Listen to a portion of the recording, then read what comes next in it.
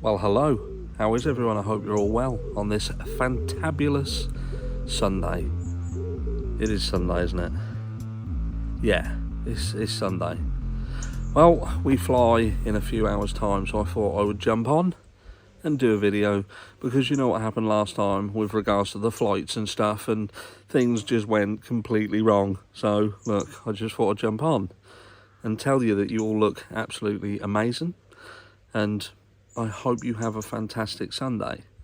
But we have some meat and potatoes to get chomping on as we talk about a question in the Idaho4 case that I think is...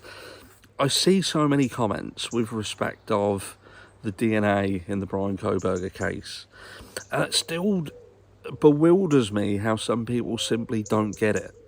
And it's with respect of the fact that we have this knife sheath. And this knife sheath seems to be what everybody is considering is the ace in the hole. You know, the prosecution have got this knife sheath. It's got Brian Kohberger's DNA on it. It was found at the scene of the crime, and I want to see them explain that away. I want to see them, because I saw someone actually turn around and say, well, that simply means that he did it.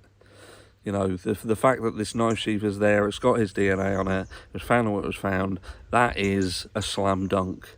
And I just want to say, it's really not. It's absolutely not a slam dunk. And in fact, that can be explained away by someone like Ann Taylor in literally minutes.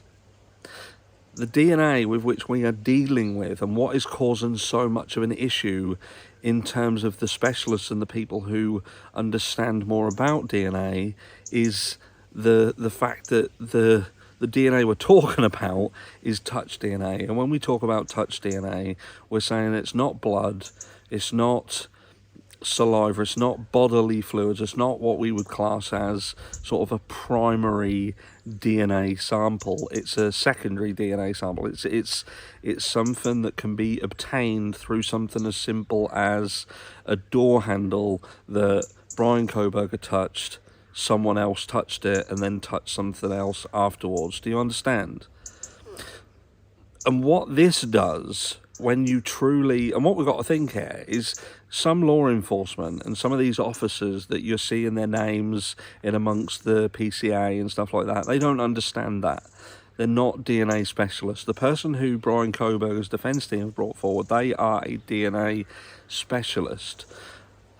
And what people have got to understand is that we want the right person in this case to be brought to justice. Now, do you know what? If it's Brian Kohberger, it's Brian Kohberger.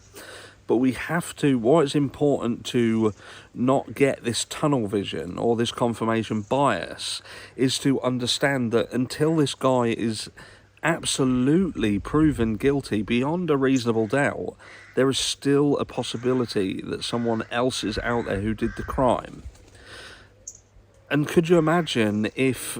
And it happens, do you know what I mean? It happens that some people are simply put away for crimes that they didn't commit. They didn't commit them, and where is the justice in that? Does it make sense for a conclusion of a case to happen and you be happy because it was something that you agreed with, but it wasn't necessarily the right answer?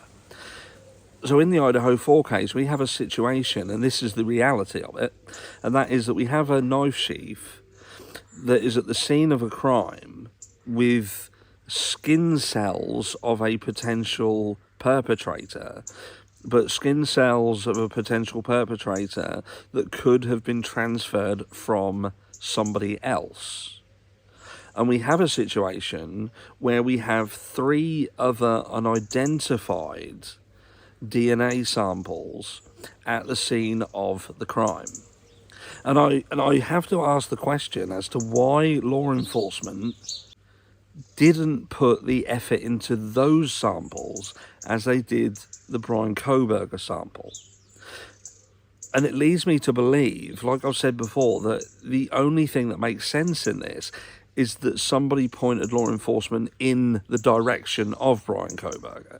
Now, whether that was a direct, this is Brian Kohberger, this is the guy you need to be looking at, I know he did this, Or something as simple as perhaps one of Brian's sisters, for instance, raised an alarm and said, my brother has been acting strange, I think you should really look into him, he drives a white Hyundai Elantra, he's done this, he's done that, and the rest is history.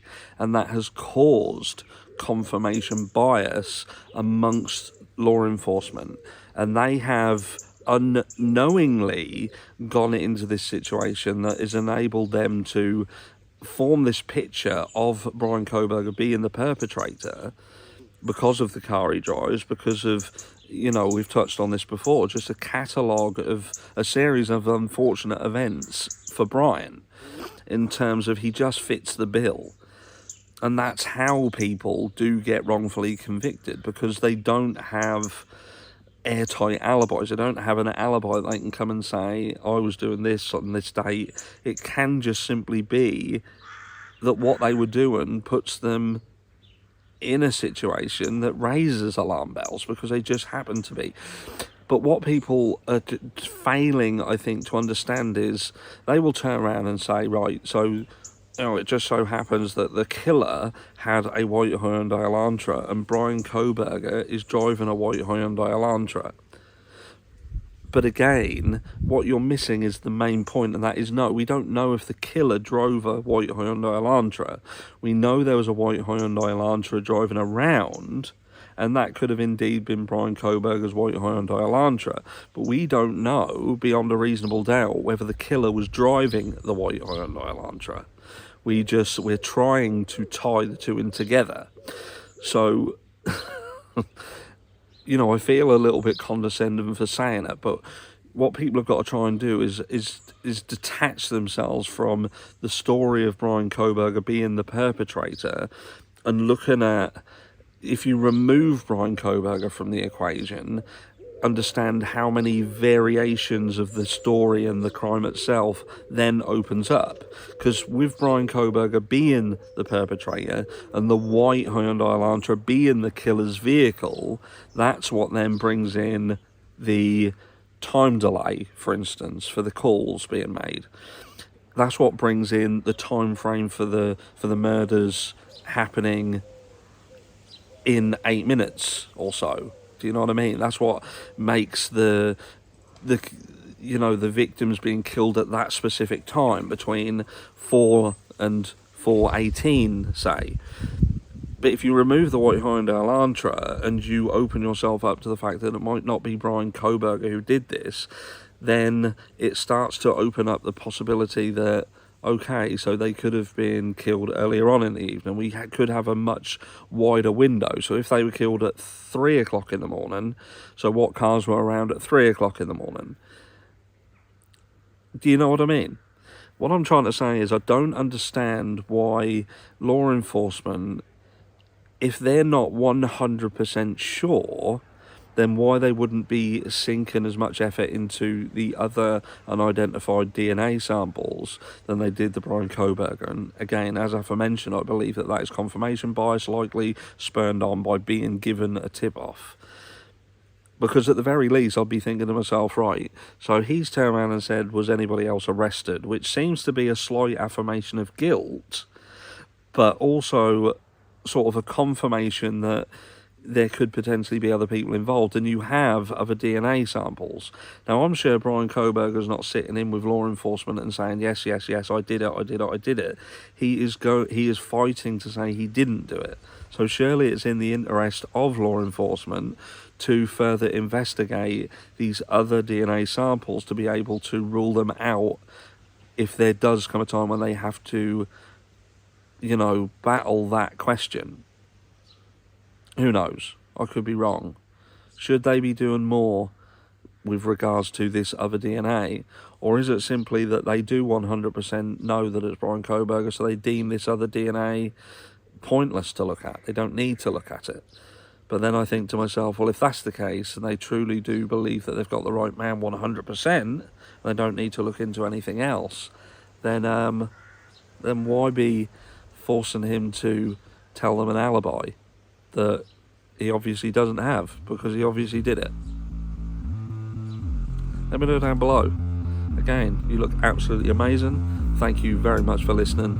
listen to me ramble on, and I shall catch you in a few hours. It might be from here still, I don't know, but it might be from Turkey. But until then, I'll catch you in the next one.